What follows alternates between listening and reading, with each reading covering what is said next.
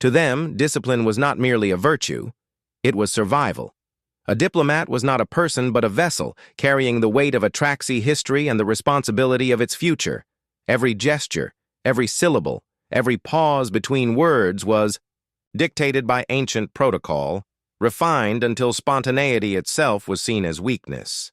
Ambassador Valerian embodied that ideal.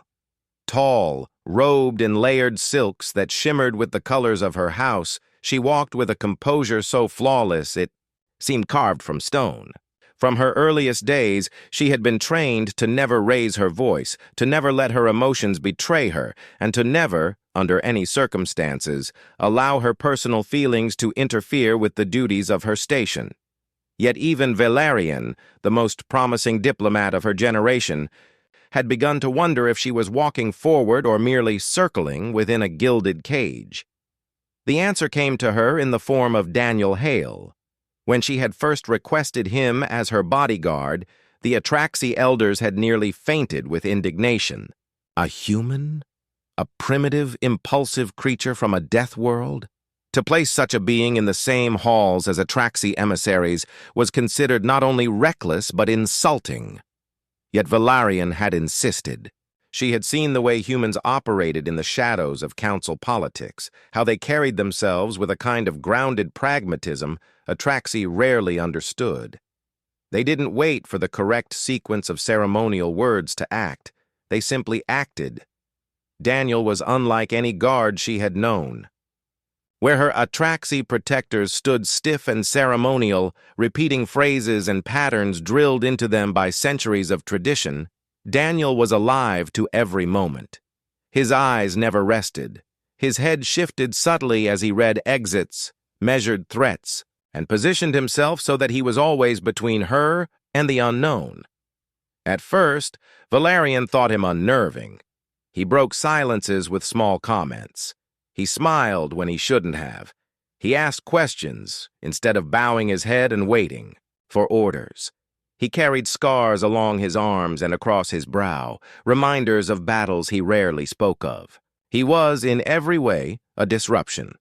And yet, slowly, she began to value the disruption. There was a night when they traveled to a border colony, a place of constant tension between Atraxi settlers and neighboring species. The air was sharp, with hostility, the streets filled with watching eyes. Valerian, following her training, walked openly, her posture regal, her pace measured. She did not react to the murmurs or the glares, because Atraxi diplomats were taught to show neither fear nor aggression. But Daniel walked at her side like a storm contained in flesh. His gaze swept every rooftop. His hand hovered near his weapon. His muscles coiled as though every shadow might spring to life. When a local youth spat in Valerian's direction, her own guard stiffened but did nothing. Tradition dictated they ignore such insults, for the Atraxi stood above petty provocations. Daniel, however, stepped forward, his voice low but edged with steel. "Try that again, kid, and we'll have a problem." The youth faltered and vanished into the crowd. Valerian had not commented, but for the first time in her career she had felt protected, not by formality, but by someone who cared enough to act. In private, she had once asked him, "Why are you so alert, even when danger seems distant?" Daniel had shrugged, his expression almost amused. "Because danger's never distant. Not where I've been. I've seen things go from calm to catastrophic in 3 seconds. I don't wait for the threat to knock on the door. I look for the signs it's already inside." It struck her then. Humans lived in a constant state of readiness, not because they were paranoid, but because they had survived on worlds that punished hesitation. Where Atraxi tradition taught patience, humans had learned reflex. Where Atraxi sought safety in law, humans sought it in instinct. Valerian had been raised to believe that discipline and order were the only shields against chaos. But walking beside Daniel, she began to question. Perhaps instinct was not the enemy of order. Perhaps emotion was not weakness. Perhaps, just perhaps, The Atraxi had chained themselves to a past so tightly they no longer recognized the value of the present. She did not say these thoughts aloud, for to do so would have been heresy. But when Daniel's eyes flicked to hers during long sessions of council debate, when he gave her a quick conspiratorial grin that broke the monotony of endless speeches, she felt something stir in her chest that no training had ever prepared her for. And though she would never admit it, not yet, Valarian found herself silently wondering what might happen if tradition ever collided with instinct. The Galactic Council chamber was a marvel of design, an arena of glass and marble, lit by constellations projected on the vaulted ceiling. Delegates from 200 worlds sat in tiered rows, their voices weaving into a tapestry of argument and diplomacy. For Valarian, it was both battlefield and theater. Words here had toppled governments and brokered fragile peace. She stood at the central podium, her voice carrying with its usual measured cadence, each phrase sculpted to align with Atraxi tradition. Her speech was one of reconciliation, an appeal for patience in the ongoing disputes between the frontier colonies. Every word had been reviewed and approved by the elders of her people. She was doing what she had been trained to do, serve as the voice of order. But Daniel Hale's attention was elsewhere. He stood at her side, his posture relaxed enough to avoid offense, but his eyes sharp as blades. He scanned faces, measured movements, counted seconds between gestures. The Atraxi guards flanking the chamber were ceremonial, statues with weapons. Daniel, by contrast, was alive to every flicker of danger. It was why he noticed the anomaly first. The servant droid gliding along the periphery of the chamber was moving too fast, ignoring programmed pathways. Daniel's hand went to his sidearm, even before he fully processed the thought. His instincts screamed. The explosion followed. A thunderous roar shook the chamber as fire and smoke burst from the droid. Shards of metal tore through the air. Delegates shrieked and dove for cover. Valarian froze for a fraction of a second. Her training had not prepared her for chaos inside the sanctity of the council. Daniel moved. He grabbed her arm and pulled her down behind the podium, his body folding over hers as shards whistled overhead. His ears rang, but his mind was sharp, already calculating exits, already assessing threats. Then came the second wave. Figures stormed through the smoke, armored in matte black, their faces hidden. Plasma rifles hummed in their hands. They weren't firing randomly. They were focused, advancing straight toward Valarian's position. Atraxi guards turned their heads, uncertain. Protocol had no rule for this. They waited for orders. Too long. Down! Daniel barked, shoving Valarian lower as the first bolt sizzled past. He returned fire with brutal precision, his shots cutting down the lead attacker. The recoil burned into his shoulder, but he pressed on. Valarian's heart pounded. The chamber was collapsing into pandemonium. Delegates trampled one another, some fleeing, some frozen. Yet all she could see was Daniel, moving with violent grace, placing himself between her and death. A plasma bolt clipped his shoulder. He grunted, staggered, but did not fall. His jacket smoked as blood seeped down. His arm. Valarian gasped, her hand twitching toward him, but he barked, "Stay down!" before surging forward to cut down another mercenary. The attackers pressed closer, 3 rifles leveled at once. Daniel pivoted, firing at 2, but the third's shot seared into his side. The impact stole his breath and forced him down to one knee. Valarian's discipline fractured. She reached out, grabbing him, pulling at his arm as though sheer will could keep him upright. Her touch was warm against his blood-slick uniform, and for a moment their eyes met. He smiled. Through pain, through fire. He still smiled. Not while you're still standing. Then another shot struck, square in the chest.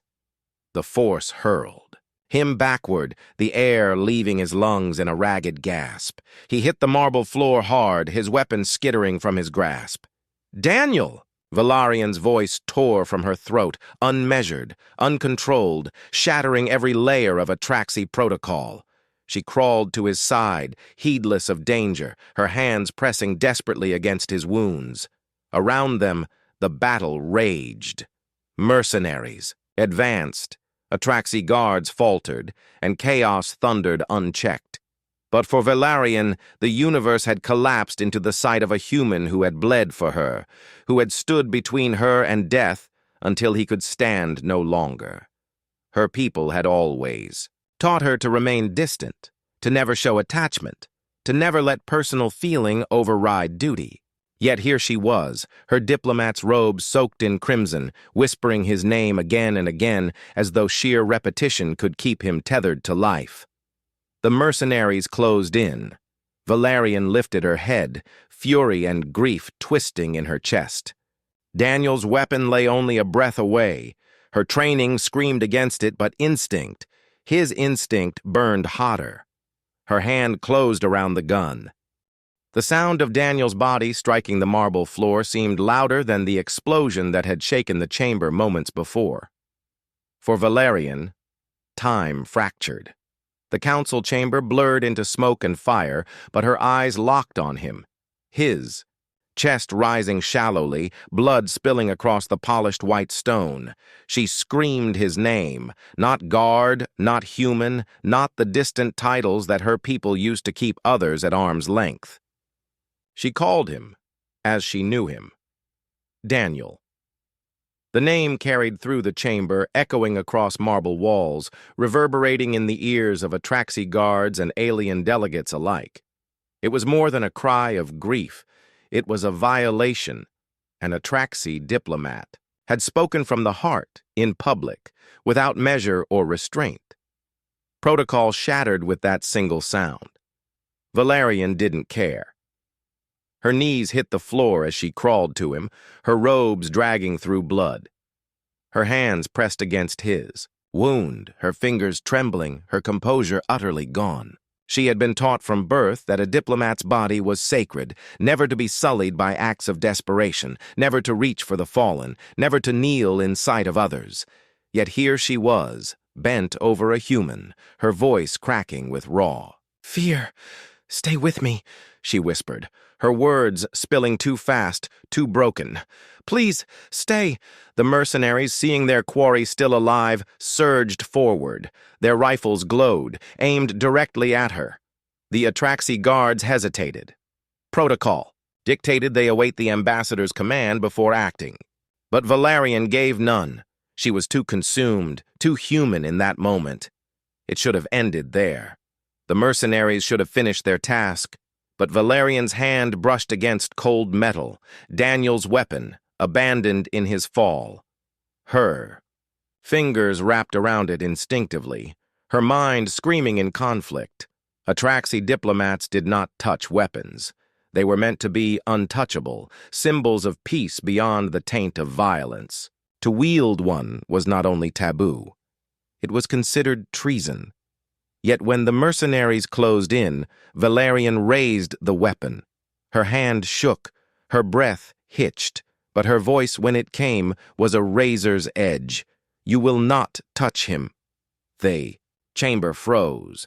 Delegates stared in disbelief. Guards faltered. Even the mercenaries paused, taken aback by the sight before them. An Atraxi diplomat, robed in blood, holding a gun with both hands, her eyes burning with a fire no ritual had ever taught. One mercenary sneered and fired. Reflex, not training, guided her. Valarian squeezed the trigger. The recoil jolted through her arms, but the bolt struck true, dropping her target instantly. The chamber erupted. Security forces, emboldened by her defiance, surged into motion. Other delegates, members of species long weary of Atraxi aloofness, drew, concealed weapons, and joined the fight. Bolts lit the air in searing lines of energy, carving through smoke and panic. Valarian fired again, her hands steadier now, rage and fear crystallizing into resolve. For centuries, Atraxi law had told her people that emotion was weakness, that instinct was chaos, that personal attachment endangered the collective. But in that moment, those same emotions gave her strength. The mercenaries wavered, their advance collapsing under unexpected resistance. They had come prepared to kill a diplomat who would do nothing but cower. They had not come prepared for a storm. Within minutes, the tide shifted. The mercenaries retreated into the smoke, vanishing as swiftly as they had arrived. Silence fell, broken only by the crackle of fires and the groans of the wounded. Valerian dropped the weapon. Her body shook, her breaths ragged. She turned back to Daniel, collapsing beside him once more. His chest rose weakly, each breath shallow but still there. Relief surged through her, fierce and consuming. Her hands pressed harder against his wound, ignoring the blood soaking into her silks.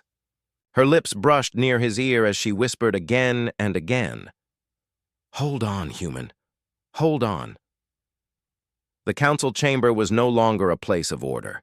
It was a battlefield, littered with bodies, stained with fire, and at its center was a sight no one could have imagined. An Atraxi ambassador kneeling in blood, breaking every law of her people for the sake of a single human life. Delegates whispered, scandalized and awed. Some saw weakness, others saw the spark of something dangerous. The Atraxi elders, watching through the chamber feeds, would call her an outcast before the day ended. The medbay of the Galactic Council was a sterile place, its walls humming with the quiet efficiency of automated systems. Physicians of multiple species worked in orchestrated silence, weaving machinery and biomedicine together in a desperate fight to keep Daniel Hale alive. Tubes snaked into his veins, monitors flickered with unstable rhythms. Each beep felt like a hammer against Valerian's chest. She was supposed to be elsewhere. By Atraxi law, an ambassador under threat was required to withdraw to her chambers and allow healers, guards, and aides to manage the aftermath.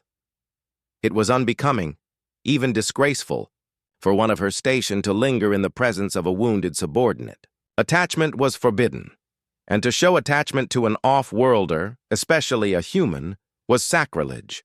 Valerian ignored every order, every summons. She stood by his side, her hand resting lightly on his as though the contact itself could anchor him to life. Elders stormed her private channel. Their holograms shimmered above her, faces carved from centuries of dogma.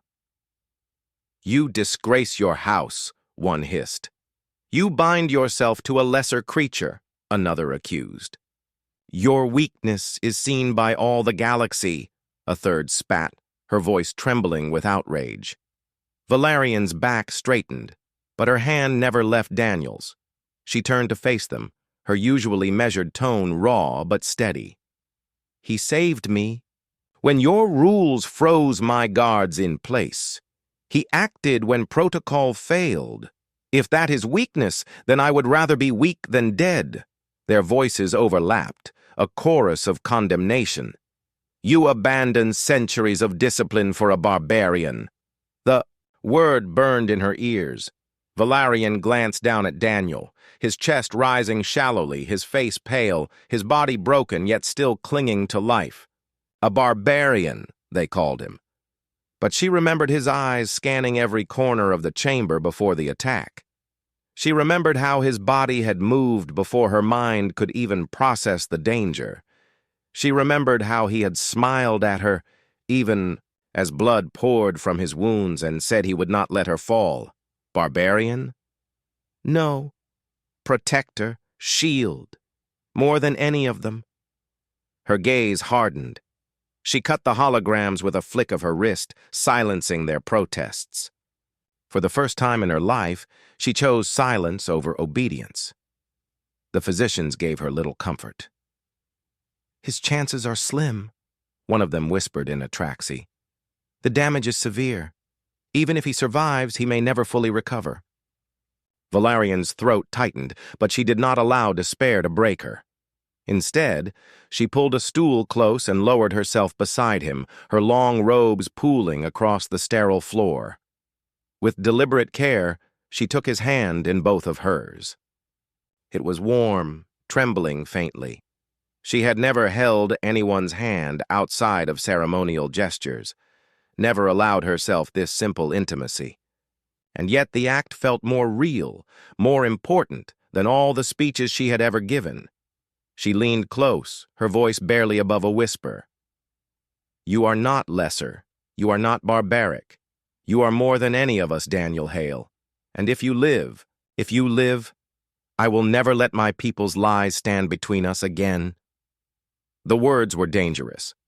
If spoken aloud in council, they would end her career, perhaps even her life. But in that quiet room, beside the man who had bled for her, they felt like truth carved in fire. News of her defiance spread faster than plasma fire across the council's networks. Delegates replayed the footage of her wielding Daniel's gun, of her screaming his name, of her kneeling in blood. Reactions fractured. Some species called her a disgrace, an example of Atraxi corruption. Others saw inspiration, a diplomat, who had finally broken free from the suffocating grip of ritual and shown that true loyalty lay not in ceremony, but in courage and love. Among the Atraxi youth in particular, her actions ignited a spark.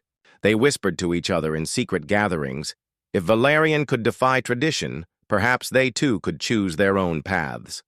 Perhaps life was more than ceremony. Back in the medbay, Valerian did not see the storm her actions had unleashed. She only saw Daniel. Each flicker of the monitor was a battle he fought. Each breath was a victory. She sat beside him through the night, ignoring fatigue, ignoring the whispers of aides outside her door. She was Atraxi, yes, but she was also something her people had tried to crush out of her, someone capable of love. And as dawn crept over the city outside, Valerian made a vow. She would no longer be the mouthpiece of tradition. She would be the voice of truth. And if her people tried to chain her again, she would break those chains just as surely as Daniel had broken the silence of her heart. The medical ward was quiet, dimly lit except for the soft glow of diagnostic panels. Kalen stirred, consciousness returning slowly, each breath a reminder of the searing wound across his side. He remembered little after the attack, only pain, the weight of his body collapsing, and Lyra's face above him before the darkness swallowed everything. Now, as his eyes adjusted, he realized he was alive because someone had refused to let him die. That someone sat beside him. Lyra, once the immovable paragon of diplomatic poise, looked unlike the woman he had guarded for months. Her hair was undone, her uniform torn at the sleeve where blood, his blood, had dried. But what struck Kalen most were her eyes, unshackled from the cold restraint of protocol. They were full of fire, grief, and something else he had never thought she would risk showing: devotion. "You shouldn't have done it," Kalen rasped, his voice gravel. "You shouldn't have bled for me," she countered, her words sharp but trembling. "But you did, and she faltered, inhaling shakily. "I could not let you die. Not when every law, every tradition demanded I leave you behind. I broke them all." Kalen blinked, trying to focus through the haze of pain. "The council will strip you of everything." "Let them," she said, her voice cutting like steel. "I will not apologize for saving the one who gave me his life." Her words echoed in the sterile chamber, heavy with consequence. The Velari code was absolute. A diplomat must never risk political balance for personal attachment. Lyra had not only risked it, she had shattered it by ordering medical aid for a human, by showing the galaxy that one life outweighed her career, her station, her people's sacred traditions. For a long silence, they said nothing. Kalen studied her face, and in her defiance he saw not weakness, but strength of a different kind. Humanity had long argued that survival meant adapting, not chaining oneself to rules carved in stone. Perhaps, he thought it was time the galaxy learned that lesson. When the Council's envoys arrived, the tension was palpable. Lyra stood before them in Kalen's room, refusing to be moved to a private chamber. The aliens regarded her with a mixture of fury and disbelief. "Ambassador Lyra of Valar," the elder envoy hissed, his voice vibrating with restrained outrage. "You violated sacred law. You placed a human above the balance of peace. You dishonor your people." Lyra met his gaze without flinching. "I honored life. If that is dishonor, then perhaps our traditions are not as sacred as we claim." The envoy's frills stiffened in shock. Murmurs rippled through the attendants. For the first time in centuries, someone had spoken aloud what many had whispered in private. That Valari law bound them too tightly, that tradition had become a cage. Kalen, still weak, forced himself upright against the bed. "If she dishonors her people," he said hoarsely, "then perhaps it is time to ask why protecting life is dishonor at all." The words from a human, spoken in a place he should have had no voice, cut through the chamber like a blade. The envoy's fury faltered. Others exchanged uncertain glances. In that moment, something irreversible shifted. The council could not erase what had been witnessed. The galaxy would hear of it, and countless voices would question the value of traditions that demanded the sacrifice of loyalty, compassion, and courage. Lyra knew her career was over, but as she stood there, her shoulders squared, she felt freer than she ever had. Later, when the envoys departed in silence, Kalen looked at her. "You'll never be able to go back." She smiled faintly, her hand brushing his. "Then forward it is. Perhaps that is where I was always meant to walk, beside the one who taught me what living truly means." Kalen's grip was weak, but his eyes burned with quiet pride. For the first time, he realized that his fall had not been an end, but a spark. A human's sacrifice and an alien's defiance had together set fire to centuries of unyielding stone. Outside the ward, the stars stretched vast and endless. For Lyra and Kalen, the path ahead was uncertain, perilous, and marked by exile. But it was also theirs, and in that, there was a freedom greater than any tradition could ever offer. The diplomat had broken her chains. The human had lived to see it, and together they would show the galaxy what it truly meant to choose.